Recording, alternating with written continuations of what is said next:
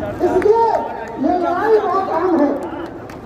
इसलिए हम आप अपने को कमजोर मत समझे।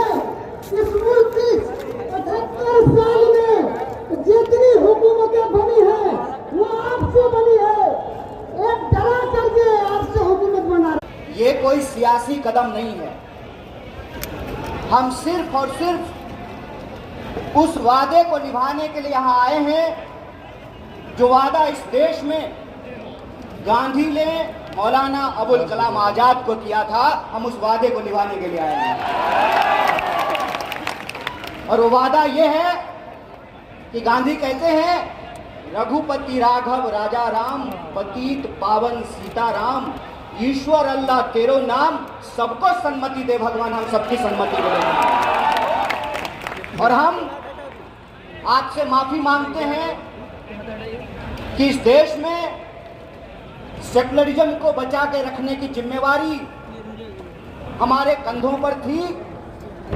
गांधी के देश में गोडसे गद्दी पर बैठा है, इसके लिए हम आपसे माफी मांगते हैं। लेकिन हम आपसे वादा करते हैं कि अगर इस मुल्क में एक बार फिर से राम प्रसाद बिस्मिल और अशफाक उल्लाह खान की दोस्ती कायम होगी तो हम इनको जरूर हराएंगे। और इसी अजीमाबाद की धरती पर बिस्मिल अजीमाबादी ने कहा था, सरफरोशी की तमन्ना अब हमारे दिल में है, देखना है चोर कितना बाजने का दिल में है।